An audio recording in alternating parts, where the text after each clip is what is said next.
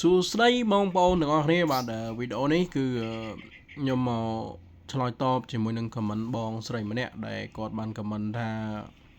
0.25ហ្នឹង$1000ក៏គាត់មិនទិញជីដែរ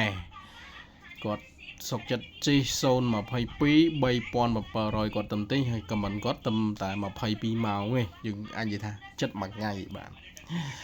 ហើយវីដេអូនេះខ្ញុំអត់និយាយថាគាត់ទិញហ្នឹងគឺត្រូវឬខុសទេណាគាត់តែខ្ញុំចង់បញ្យល់ហាងឆេងបន្តិចទៅតាមមួយតម្លៃណាបងប្អូនបាទបងត្រូវដឹងថាពាក្យថាហាងឆេងម៉ូតូបច្ចុប្បន្ននេះគឺជាឆ្នាំ2025អញ្ចឹងគឺមានការទទួលស្គាល់សង់25ហ្នឹងពីអ្នកគ្រប់គ្រងមកដែលអសងទូទាំងប្រទេសតម្លៃហាងឆេងដែលក្រុមហ៊ុនធំគេដាក់ប៉ុណ្ណាគឺហាក់ប្រហែលប៉ុណ្ណឹងបាទហ្នឹងណាប៉ុន្តែបើធៀបជាមួយនឹងតម្លៃហាងឆេងរបស់បងវិញ22ថ្មីដល់37ហ្នឹងគឺអត់មានតម្លៃហាងឆេងក្រុមហ៊ុនធំណាដែលគេកំណត់មកបែបហ្នឹងទេបាទវាគឺជាតម្លៃរវាងអ្នកលក់ហើយនឹងអតិជនដូចជាបងផ្ទាល់ហ្នឹងគឺទិញខ្លួនឯងផ្ទាល់អញ្ចឹងទៅថ្លៃហ្នឹងណាបាទបងត្រូវកត់ចំណាំវាមិនមែនជាតម្លៃហាងឆេងដែលមានការទទួលស្គាល់ទេអញ្ចឹងបងទិញបានប៉ុន្តែបងត្រូវចាំថានៅពេលដែលបងលក់វិញបងជិះបាន1ខែ2ខែ3ខែតម្លៃគឺគិតតាមឆ្នាំគិតតាមការជិះប្រើប្រាស់គេអត់គិតតាមបងទិញទេពោះវាមិនមែនជាតម្លៃហាងឆេងទីផ្សារទេអានេះតម្លៃ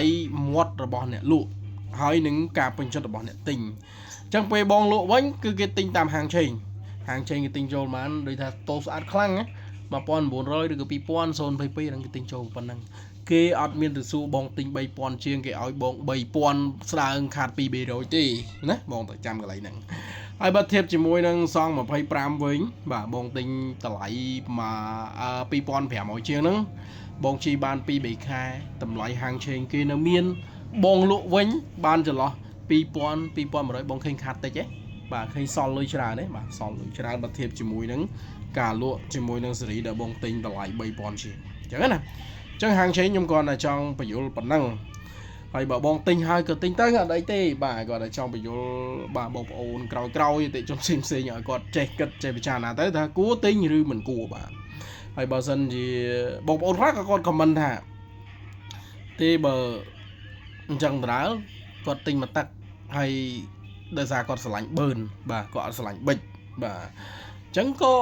ជាយោបល់ល្អហេតុតែបានខ្ញុំនិយាយថាល្អក៏ព្រោះតែបាទមកទឹកបងប្អូនអាចកាន់លុយត្រឹមម៉ូតូស្អាតខ្លាំងថា2300ចុះស្អាតខ្លាំង022ហ្នឹងបងអាចទិញបានហើយបាទហើយបងវាច់លក់វិញបងជីដាំខ្ទឹមក៏បានហើយបងលក់វិញក៏បាន1900 2000បងឃើញខាតតិចទេបាទអាហ្នឹងគឺជាតម្លៃហាងឆេងមានន័យថាមកទឹកគេលក់ចន្លោះ22 23ម៉ូតូស្អាតហ្នឹងគឺហាងឆេងបាទហ្នឹងគេហៅថាហាងឆេងពេលបងលក់វិញ2000ឬក៏1900អាហ្នឹងគេហៅហាងឆេងទិញចូលវិញតែរវាងបងបាទដែលទិញ30ជាងអានោះមិនមែនជាហាងឆេងទេបាទអាហ្នឹងគេទៅហៅអីបងប្អូនអាចខមមិនហើយពិចារណាដែរខ្លួនឯងណាហើយបងថាមុននឹងទៀតខមមិនហ្នឹង$1000ក៏មិនទិញដែរបងបាទម៉ូតូគេទទួលស្គាល់មកប្រទេសបងបាទមិនមែនធ្វើមកសម្រាប់តែបងម្នាក់1000មិនទិញទេបាទគេលក់ប៉ុណ្ណាគឺប៉ុណ្ណឹងហើយបាទអញ្ចឹងវីដេអូនេះខ្ញុំសូមធ្វើការបញ្យល់ប៉ុណ្ណឹងហើយបងដែលទិញហើយក៏ទិញហើយបងប្អូនដែលថ្មីបាទដែលចង់ទិញ